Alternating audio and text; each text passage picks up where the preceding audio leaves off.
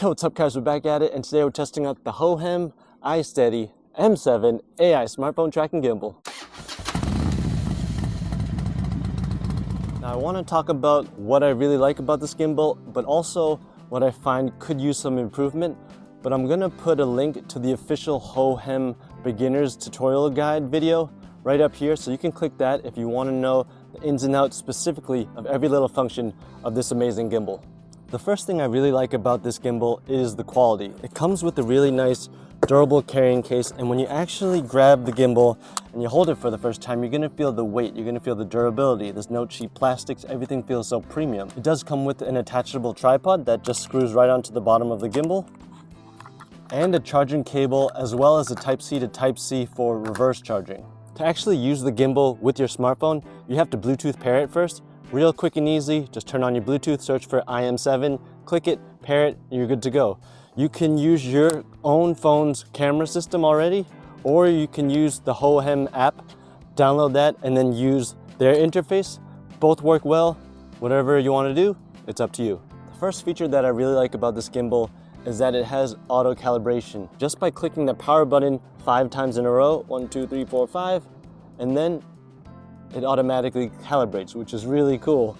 There's also another method you can use with the removable remote. Same thing, on the side of the remote, you click that button 5 times, 1, 2, 3, 4, 5, and it's going to auto calibrate. Touchscreen, there is an icon called M balance. We can click that and it shows us exactly the positioning of the tilt, roll, and the pan, if they're aligned centered, left, right, forwards or backwards, and you can adjust them manually if you need to, but the auto calibration works really well and it really lines up everything nice and centered.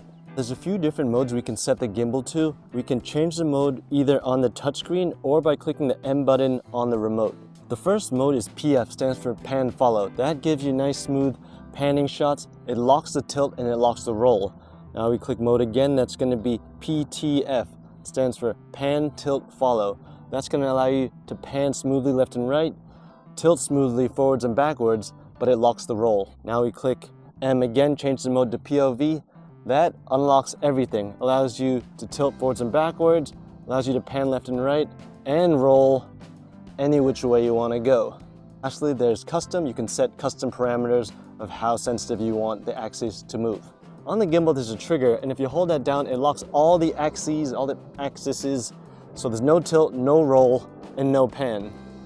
If you were to click and then hold that same trigger, it puts the gimbal into sport mode, and that allows the motor to move much quicker to keep up with quick action, high-paced shots.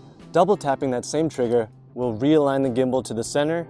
Triple tapping it is going to rotate the camera either facing away from you or facing towards you. And then quadruple tapping it 4 times in a row, 1, 2, 3, 4, is going to put the gimbal into wide angle mode. You see that? It moved the motor away from the camera, so that way if you're taking a really wide shot, you're not going to see the corner of the motor in the shot. You click it 4 times again, 1, 2, 3, 4, it's going to bring it right back to the starting position. What's really interesting is you can accomplish the same methods that I did with the trigger on the removable remote. On the side of the remote, there's a little button. You click that twice, same function, it's going to realign the gimbal. Click it 3 times, it's going to rotate the gimbal away. Another 3, rotate back towards us. We click it 4 times, 1, 2, 3, 4, and that's going to put it in wide angle mode again. So this way we have the same functionality of the trigger, but we can use it from a wireless remote. The removable remote, in my opinion, is the pièce de résistance. This 1.4-inch LCD touchscreen is able to control not only the gimbal, but your camera and the AI tracker, and you can control all those functions from a distance. Now, if you're using the remote to set the tracking, you can either double tap the subject, and that's automatically going to start tracking them, or you can manually draw a square around the subject. It can be a person or an object, doesn't matter, it works really well both ways.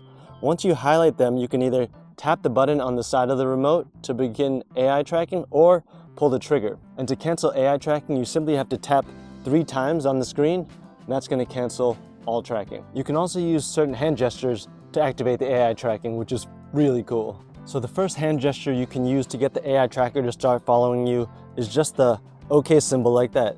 You do this and it's going to start tracking you automatically. It's really cool. If you put up the hang loose sign, it's going to activate the shutter and it's going to take a picture of you.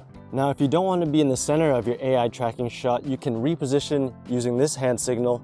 It's gonna beep, and then you find the position you like, do the hand signal again, and that's gonna lock wherever you're standing in the shot.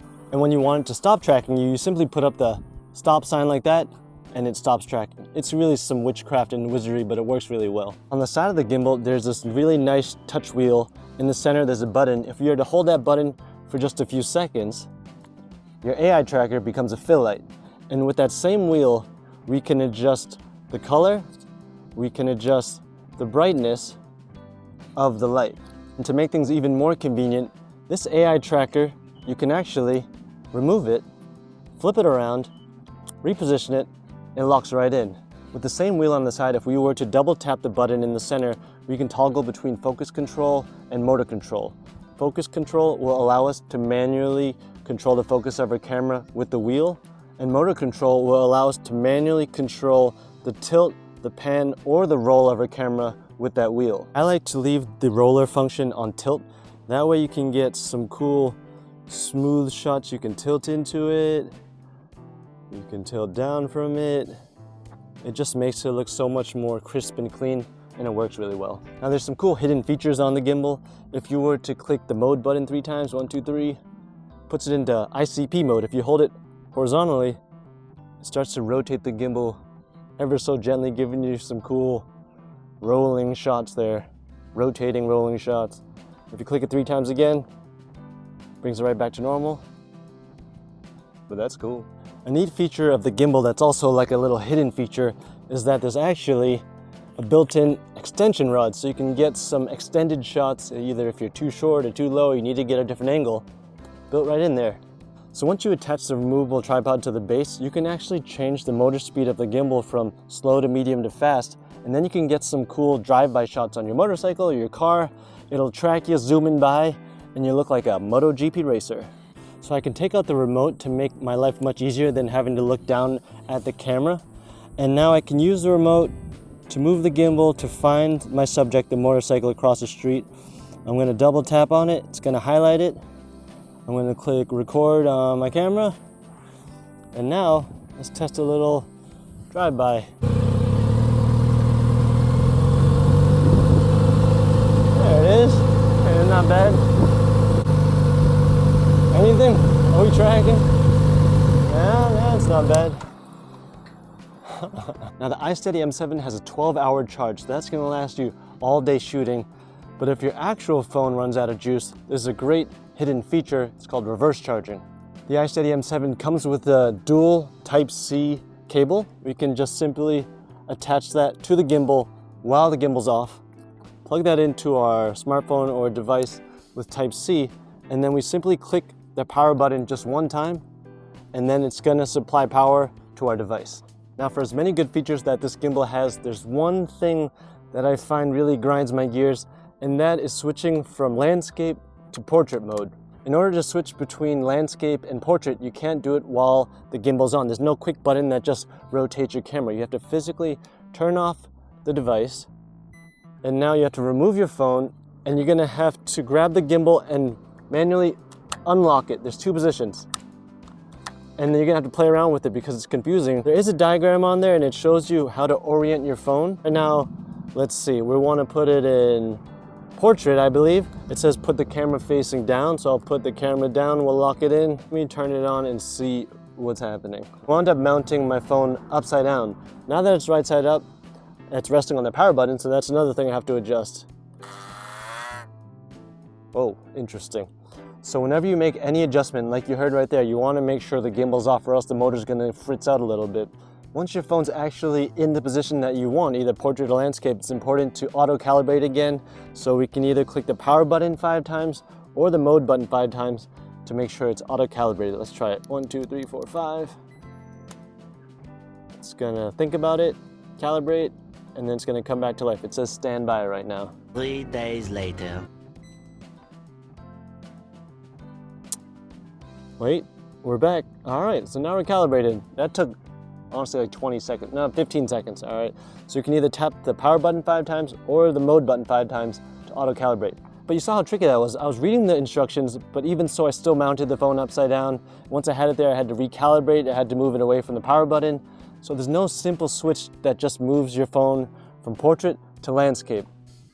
And I've had other gimbals that are much less quality that had that feature, but this one still has a lot better features. So all in all, I can't knock it too much. I'll put a link to the official Hohem tutorial guide up here, and you can click that if you want to deep dive into every little function of this amazing gimbal. If you're in the market for a high quality gimbal without the high quality price tag, I'd recommend checking out the Hohem iSteady M7 AI tracking smartphone gimbal.